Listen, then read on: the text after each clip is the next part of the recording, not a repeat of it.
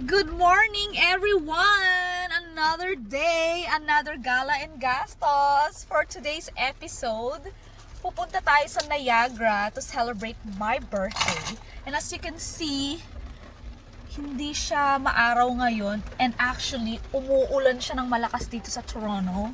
Sabi sa weather forecast, pati sa Niagara, uulan today. But, that's not a problem kasi ang gagawin natin for 2 days and 1 night is ngayong araw na to, pupunta lang tayo sa indoor water park. Doon lang tayo mag-chill.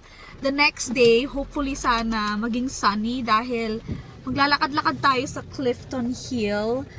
Bisitahin natin yung mga stores, kakain-kain, ganon. So, yung ating drive for today is close to 2 hours and we'll be there around 2 p.m. Kaya, tara!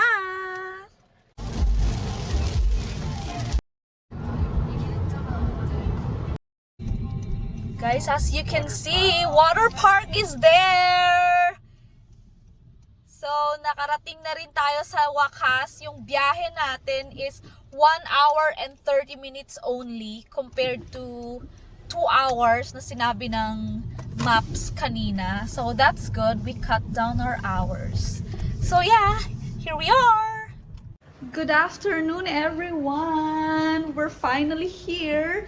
Dito sa hotel area muna. Kasi 4 p.m. pa yung ating check-in. 4 p.m. pa ready yung room. Pero meron na tayong access sa water park. Nandito na ang ating wristband. On this bridge area kasi nandun ang water park. So meron na tayong early access kasi package yung kinuha natin. I think the room plus the package, yung amount doon is I think $524. So yeah, pupunta na tayo sa water park para i-check yung place. Kung itsura niya. Super busy ngayon, guys. Like, sobrang dami ng tao. Ang hirap kumuha ng parking. Kasi holiday eh. So, yeah. Tignan natin kung anong itsura ng water park.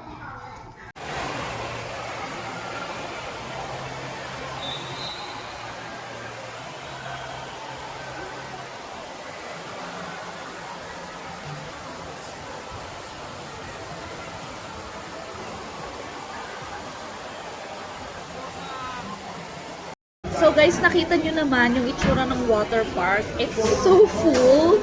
And as you can see, hindi pa kami outfit ready. Kaya naman nag-decide kami na pumunta muna dito sa Starbucks para magpalipas ng oras. Kasi 4 p.m. pa yung aming check-in sa hotel. So hindi pa kami makapagpalit and all. So kain muna tayo guys. Nandito kami sa Sheraton, sa lobby nila. Magpapalipas ng oras. Ito yung lagi kong kinukuha. Mocha cookies. Chocolate kasi. Kumuha ko sa akin yung banana bread. Kasi, bala ko talaga mag-banana bread kasi mag-chocolate drink ko.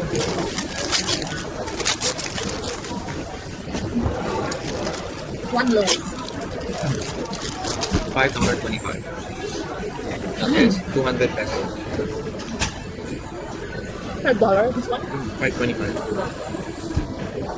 No? Is it? 200 something. Pesos? 200 plus. You guys do the conversion. $200. $200 for one Pesos. loaf. Peso. One loaf of banana bread. Magkano natin ko sa Pinas? This is $6. Chocolate croissant. No, $300. 300 pesos. This is 9. Is this $9?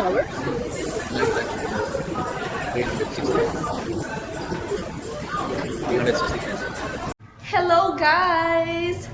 So honestly, hindi pa kami naka-check-in sa aming room. It's past 4 p.m. Pero kasi ang dami pa ring pila sa check-in area. So nag-decide na lang kami not to waste our time na pupunta na lang sa water park. Guys, wala kaming dalang towel. So mapipilitan kaming bumili for $7.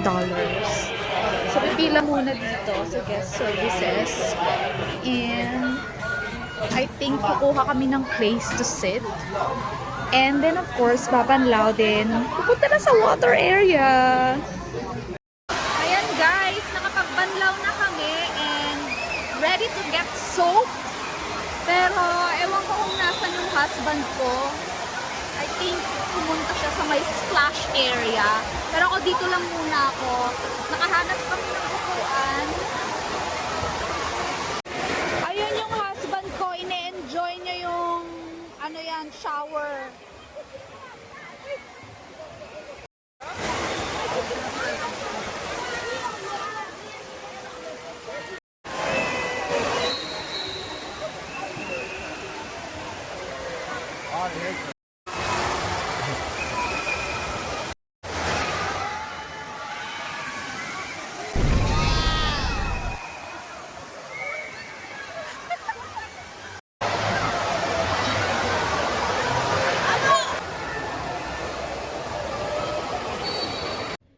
Good morning, guys! It's Monday and I think okay naman na yung ating weather.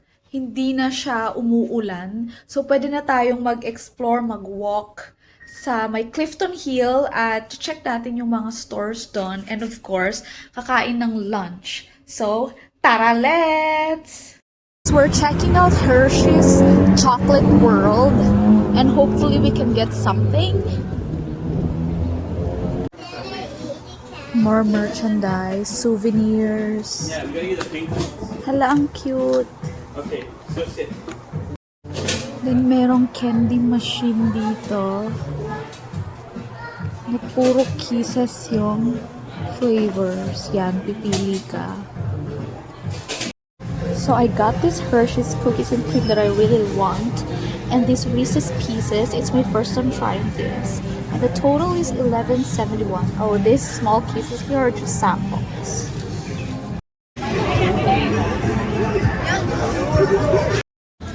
We are here in the photo studio, like selfie with the minions before we enter.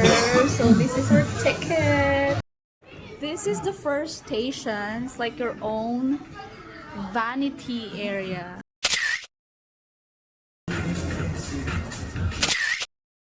School bus. Oh, you need to go there. So they also have this area.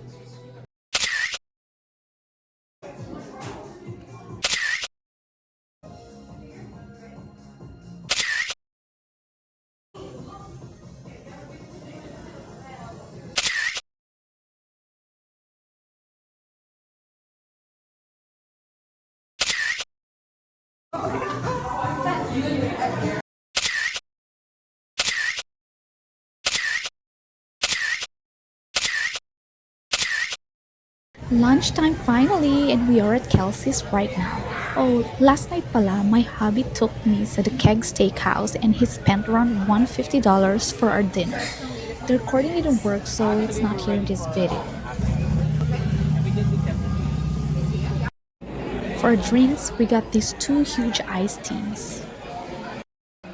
Here is the chicken quesadilla for our apps, crunchy on the outside with delish fillings that is seasoned well. Yum.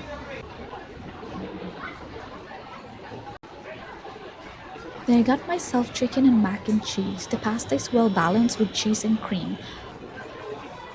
My hubby got Mediterranean salmon on rice and he said it's great. So total points, probably 9 out of 10.